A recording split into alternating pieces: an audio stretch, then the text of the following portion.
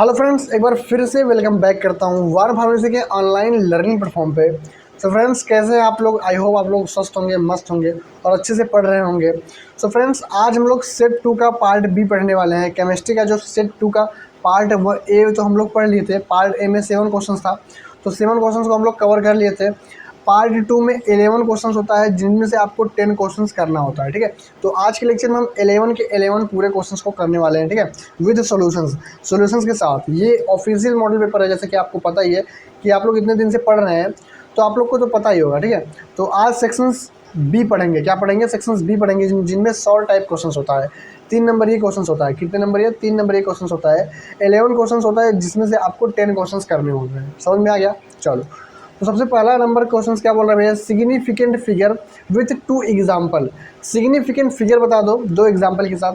Most expected है, 2026 में आने के मोस्ट एक्सपेक्टेड है फार्मास्यूटिकल केमिस्ट्री में। ठीक है, चलो, सिग्निफिकेंट फिगर्स क्या होता है, डेफिनेशन इसका देख लेते हैं। सबसे पहले, significant figures are the digits in a numbers that carry meaningful information about its precision, including all certain digits and one uncertain estimated digits। तो भैया सिग्निफिकेंट फिगर का डिफरेंस पढ़ के कुछ समझ में आ रहा है आपको? नहीं समझ में आ रहा? चलो, हिंदी पढ़ो फिर समझ में आएगा। सिग्निफिकेंस फिगर वे अंक होते हैं जो किसी माप का शुद्धता यानी प्रिसीजन को दर्शाते हैं। किसको दर्शाते हैं भैया? ये प्रिसीजन को दर्शाते हैं, जिसमें सभी निश्चित अंक और एक अनुमानित अंक शामिल होता है। सभी निश्चित अंक और एक अनुमानित अंक शामिल होता है। नहीं समझ में आ रहा है? चलो आगे, अभी इसका रूल पढ़ोगे फिर समझ में आएगा। ठीक है, अभी डेफिनेशन को अभी छोड़ो। ठीक है, अभी रूल को समझो। रूल क्या बोल रहा है? Rule for determining significance figure. Rule समझ लेते हैं। तो रूल क्या बोल रहा है भैया? All non zero digits are significant figure. क्या बोल रहा है भैया? सभी नन जीरो डिजिट्स क्या होते हैं? सिग्निफिकेंस फिगर होते हैं। यहाँ पे देखो 3 1 2 3 2। अब इनमें से भैया कितने सिग्निफिकेंस फिगर होगा? अगर कोई पूछ लेगा कि ये पूरे अंक में कितने सिग्निफिकेंस फिगर है, तो भैया ये पूरे अंक में there are 3 and 2 significance figure, यानी ये पांचों सिग्निफिकेंट फिगर में काउंट होगा। ठीक है, समझ में आ रहा है? क्या रूल क्या बोल रहा है? ऑल नन जीरो डिजिट्स, सभी नन जीरो डिजिट्स क्या होते हैं? सिग्निफिकेंट फिगर होते हैं। सभी non zero digits significant figures होते हैं। तो वही बता रहा है भैया, ये नन जीरो डिजिट्स है ना, ये नन जीरो डिजिट्स है। तो ये पांचों के पांच पूरा यहाँ पे there are 3 and 2 significant figure, ये 3 और 2 सिग्निफिकेंट फिगर है, यानी ये पांचों सिग्निफिकेंट फिगर है। समझ में आ गया? चलो, अब रूल नंबर 2 देखते हैं। All zero between 2 non zero digits are significant figure, यानी 2 गैर शून्य अंकों के बीच आने वाले सभी शून्य जीरो का महत्वपूर्ण अंक यानी सिग्निफिकेंट फिगर होते हैं। नहीं समझ में आया? यहाँ नीचे देखो एग्जाम्पल 4.03 में कितने अंक ये सिग्निफिकेंट, कितने अंक सिग्निफिकेंट है बताओ? कौन सा अंक सिग्निफिकेंट है बताओ? इन दिस देयर आर 3 सिग्निफिकेंट्स, इसमें तीनों के 3 पूरे सिग्निफिकेंट्स हैं। क्यों सिग्निफिकेंट्स है भैया? यहाँ पे रूल तो यही बोल रहा है कि 2 गैर शून्य अंकों के बीच आने वाले सभी शून्य, दो गैर शून्य अंकों के बीच, देखो इधर भी 4 है, ठीक है, एंड बीच में 0 है। ठीक है, ये इधर भी अंक है, इधर भी अंक है, अगर बीच में जितना 0 आएगा वो सिग्निफिकेंट में काउंट होगा। समझ में आ गया? तो वही बोल रहा है कि in this there are 3 significant, यानी इसमें 3 सिग्निफिकेंट फिगर हैं। तो ये तीनों के 3 पूरे काउंट होंगे। क्या होंगे? ये 3 के 3 पूरे काउंट होंगे। अब यहाँ पे देखो रूल नंबर 3 क्या बोल रहा है? Zero preceding to first non zero digits are non significant such as 0 indicate the positions of decimal points. पहले गैर शून्य अंक से पहले आने वाले शून्य जीरो महत्वपूर्ण अंक यानी सिग्निफिकेंट फिगर नहीं होते हैं। अगर पहले 0 आ रहे हैं, अंक के पहले 0 आ रहे हैं, तो वो सिग्निफिकेंट फिगर नहीं होंगे। ठीक है, ऐसे शून्य जो केवल दशमलव बिंदु डेसिमल पॉइंट की स्थिति को दर्शाते हैं। किसको भैया? दशमलव स्थिति पॉइंट को दर्शाते हैं। समझ में आ गया? एक सेकंड। तो यहाँ पे वही बोल रहा है कि भैया अगर अंक के पहले कितने भी 0 आ जाएंगे वो सिग्निफिकेंट फिगर काउंट नहीं होगा। समझ में आ गया आपको? अगर अंक देखो यहाँ पे क्या बोल रहा है? 0.03, ठीक है, 0.03 है। तो इसमें पहले चाहे इतना जीरो आ जाए, ये जीरो सिग्निफिकेंट फिगर में काउंट नहीं होगा। ये जितने अंक यानी जो अंक है नॉन जीरो डिजिट्स हैं, जो नॉन जीरो डिजिट्स हैं, यही सिग्निफिकेंट में काउंट होगा। क्या होगा? यही सिग्निफिकेंट में काउंट होगा। तो यहाँ पे कितने हैं भैया एग्जांपल? यहाँ पे 0.03 has only one significant figure, यानी ये जो 3 है इसी को सिर्फ काउंट करेंगे। ठीक है, इसी को काउंट करेंगे रूल के अकॉर्डिंग। ठीक है, चलो इतना समझ में आ गया आपको। चलो आगे बढ़ ले, आगे देख लेते हैं। अब यहाँ पे देखो रूल नंबर 4 क्या बोल रहा है, the trailing zeros in a number without a decimal points are not significants. भैया अब क्या बोल रहा है? अब ये बोल रहा है कि बिना दशमलव बिंदु वाले किसी संख्या में अंत में आने वाले शून्य महत्वपूर्ण अंक सिग्निफिकेंट नहीं होते हैं। जैसे कोई भी अंक है 1 2 3 4 0 0 0, कितने भी जीरो, लास्ट में कितने भी जीरो आ जाए तो भैया लास्ट वाले जीरो काउंट नहीं होंगे। क्या नहीं होंगे? लास्ट वाले जीरो काउंट नहीं होंगे। जो नॉन डिजिट नंबर्स हैं यही काउंट होगा, यानी 1 2 3 4 यही काउंट हो गए। तो यहाँ पे वही बोल रहा है कि 1 2 3 0 0, तो इसमें भैया 1 2 3 सिर्फ 3 ही काउंट होगा। यहाँ पे सिर्फ 3 सिग्निफिकेंट नंबर है, ये लास्ट वाले 0 0 ये काउंट नहीं होगा सिग्निफिकेंस फिगर्स में। समझ में आ गया आप?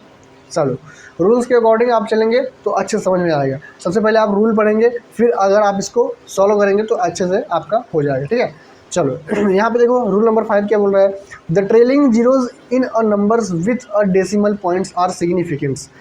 इसमें क्या बोल रहा है भैया, दशमलव बिंदु आने वाली संख्या में अंत में आने वाले शून्य जीरो महत्वपूर्ण अंक सिग्निफिकेंस होते हैं। अब देखो यहाँ पे देखो, अगर दशमलव में आ रहा है, दशमलव में आ रहा है अंक के बाद 0 0 0 है तो वो काउंट होगा। यहाँ पे देखो 3.4000, यहाँ पे क्या बोल रहा है भैया 3.400, तो यहाँ पे भैया लास्ट वाले जीरो भी काउंट्स होंगे। क्या? लास्ट वाले जीरो भी काउंट्स होंगे, क्योंकि यहाँ पे पॉइंट्स है। क्या है? यहाँ पे पॉइंट्स है, तो दशमलव वाले बिंदु क्या हो गए? सिग्निफिकेंस में काउंट होते हैं। तो यहाँ पे 4 सिग्निफिकेंस फिगर हैं। क्या भैया? यहाँ पे 4 सिग्निफिकेंस फिगर हैं। तो ये समझ में आ गया आपको, ये आपको समझना पड़ेगा, ये आपको सॉल्व भी करना पड़ेगा। ठीक है, चलो यहाँ पे सॉल्व करा देते हैं। यहाँ बताओ इसमें कितने सिग्निफिकेंस फिगर हैं? यहाँ पे भैया नन डिजिट्स, नन जीरो वाले हैं ना, तो नन जीरो वाले भैया इसमें 3 के तीनों सिग्निफिकेंस फिगर हैं। समझ में आ गया? चलो अब यहाँ बताओ इसमें कितने सिग्निफिकेंस फिगर हैं? 5.062 बताओ, 5.062 इसमें कितने सिग्निफिकेंस फिगर हैं? बताओ। ये रूल देखो, rule number 2, all zero between two non zero digits are significance, यानी सिग्निफिकेंस नंबर होगा। दो गैर शून्य अंकों के बीच आने वाले शून्य महत्वपूर्ण अंक सिग्निफिकेंस होगा। तो भैया ये सिग्निफिकेंस होगा, ये जीरो को काउंट करेंगे आप तो 1 2 3 4, इसमें 4 सिग्निफिकेंस फिगर होंगे। कितने? इसमें 4 सिग्निफिकेंस फिगर होंगे। अब इसमें देख लेते हैं 3 पॉइंट्स क्या बोल रहा है, 0.00064042, तो बताओ इसमें कितने सिग्निफिकेंस फिगर होंगे?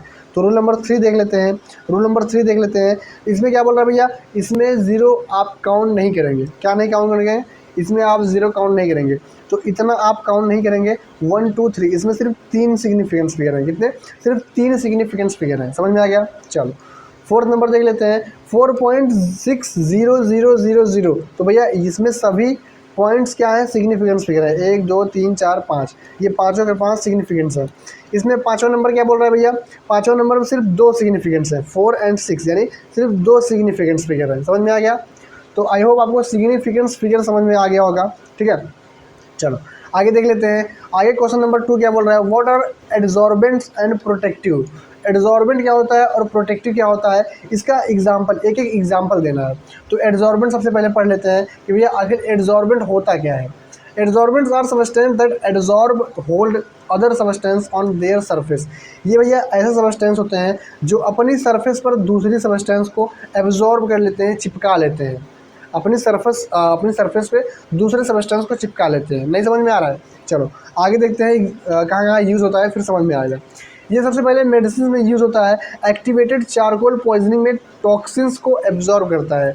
एक्टिवेटेड चारकोल ये एग्जाम्पल है, ये एक सबस्टेंस है जो कि पॉइजनिंग में टॉक्सिन्स को एब्जॉर्ब कर लेता है। समझ में आ गया भैया? ये टॉक्सिन्स को एब्जॉर्ब कर लेता है एंड ये पानी में प्यूरिफिकेशन के लिए भी काम करता है। पानी से इम्प्यूरिटीज़, कलर, स्मेल को हटाने के लिए काम करता है एंड गैस को मास्क करता है। हार्मफुल गैसेस को एब्जॉर्ब करके प्रोटेक्शन देता है, हार्मफुल गैस को मास्क करके इसको प्रोटेक्शन देता है। तो ये समझ में आ गया। चलो आगे देखते हैं प्रोटेक्टिव क्या होता है, प्रोटेक्टिव एजेंट क्या होता है। Protective agents are substance that prevent coagulations of colloidal particles and keep them stable. भैया प्रोटेक्टिव एजेंट वे सबस्टेंस होते हैं जो कोलाइडल पार्टिकल्स को कोगुलेशंस यानी जमने से बचाते हैं। क्या करते हैं? जमने से बचाते हैं एंड उन्हें स्टेबल बनाए रखते हैं, स्टेबल बनाए रखते हैं।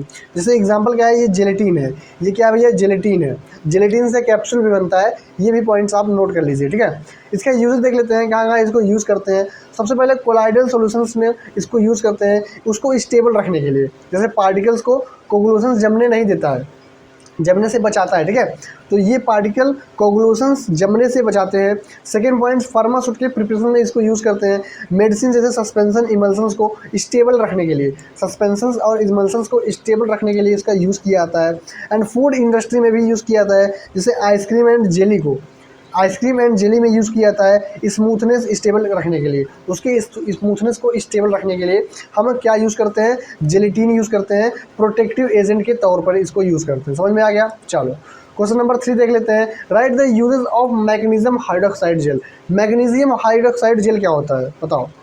यूज्ड एज एन एंटा एसिड, ये एक एंटा एसिड के तौर पर यूज़ किया जाता है। पेट में अगर जलन हो रहा है, पेट में गैस हो रहा है, तो एल्युमिनियम हाइड्रोक्साइड जेल आप यूज़ कर सकते हैं। रिलाइव एसिडिटी एंड इंडिजेशन, ये एसिडिटी एंड और अपच में राहत देता है। Used as laxative for constipation, ये कॉन्स्टिपेशन में भी यूज़ किया जाता है एज अ लैक्सेटिव के तौर पर, ठीक है। अगर कब्ज किसी को हो गया है तो उसमें भी आप यूज़ कर सकते हैं। समझ में आ गया?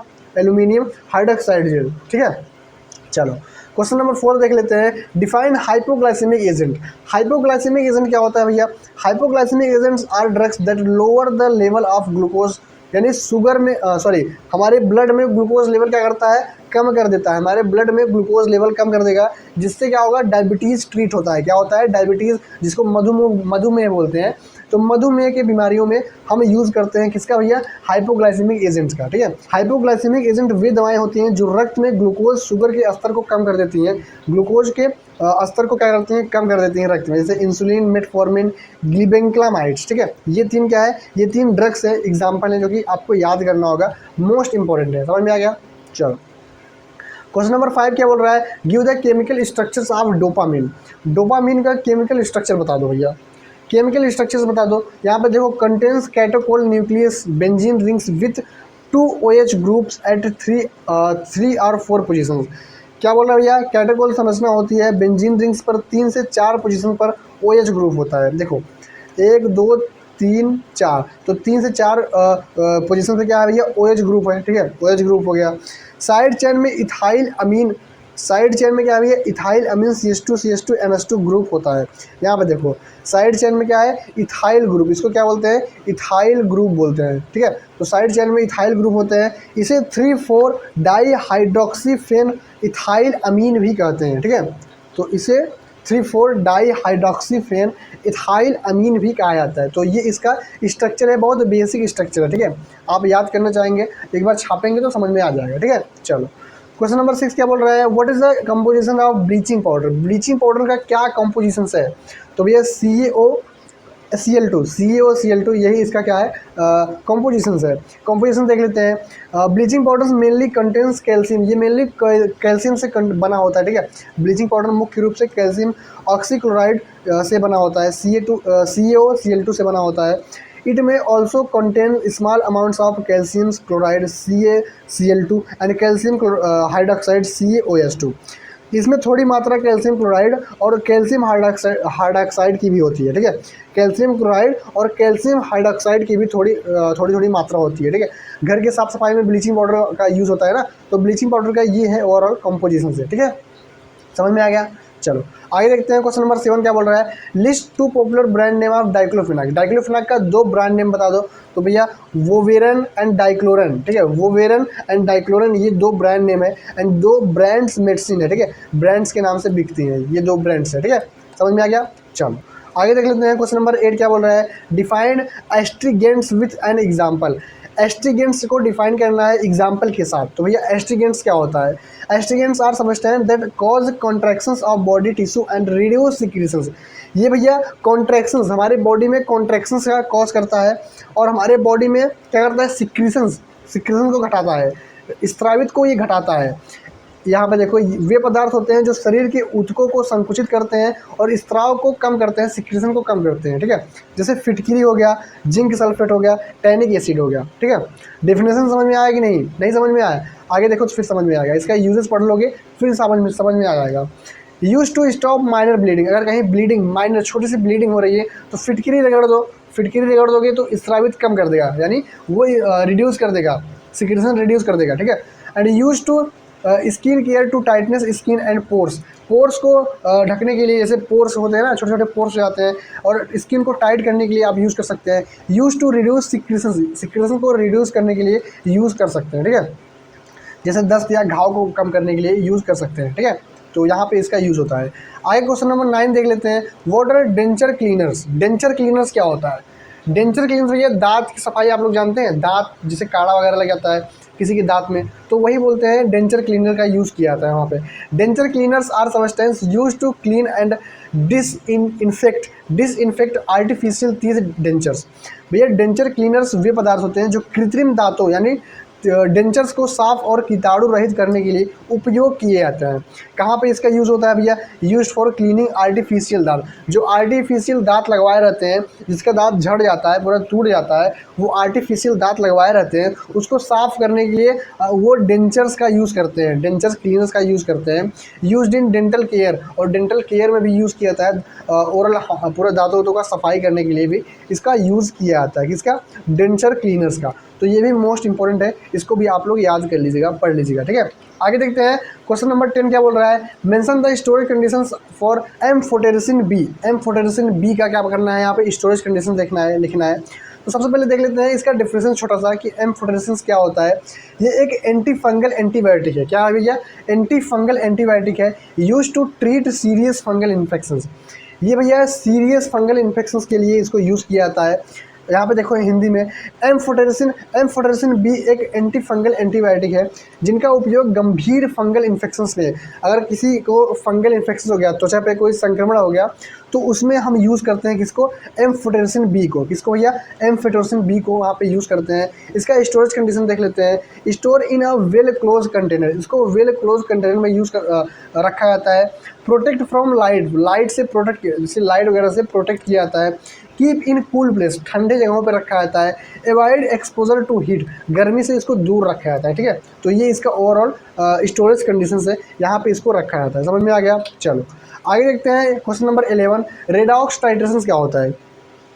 भैया रेडॉक्स टाइट्रेशन क्या होता है? सिंपल डिफिनेशन से 2 लाइन का है, बहुत इजी है, आप याद कर सकते हैं। Redox titration is a type of titration based on oxidation and reduction. ये भैया ऑक्सीडेशन और रिडक्शन के बेस पे ये होता है, ठीक है। रिएक्शंस होता है बिटवीन एनालाइट्स और टाइट्रेंट, एनालाइट और टाइट्रेंट के बीच का रिएक्शंस होता है। एनालाइट और टाइट्रेंट के बीच का रिएक्शंस होता है। रेडॉक्स टाइट्रेशन वह टाइट्रेशन है जो ऑक्सीकरण अपचयन रेडॉक्स अभिक्रियाओं के आधारित पर होता है। तो इतना याद रखिए, ऑक्सीडेशन एंड रिडक्शंस के बेस पर होता है। Redox titration oxidation and reductions के बेस पे होता है, जिसको हम लोग रेडॉक्स टाइट्रेशन बोलते हैं। समझ में आ गया? चलो तो आज के लेक्चर में भैया 11 क्वेश्चन हम लोग पार्ट बी को भी डिस्कस कर लिए। किसको भैया? पार्ट बी को भी डिस्कस कर लिए। एंड अब भैया पार्ट सी आएगा। इसका क्या आएगा? अब इसका पार्ट सी आएगा नेक्स्ट लेक्चर में, ठीक है। तो बने रहिए हमारे वन फार्मेसी के साथ। एंड चलिए मिलते हैं पार्ट सी के लेक्चर में। तब तक के लिए आप स्वस्थ रहिए, मस्त रहिए और ऐसे ही हमसे कनेक्ट रहिए।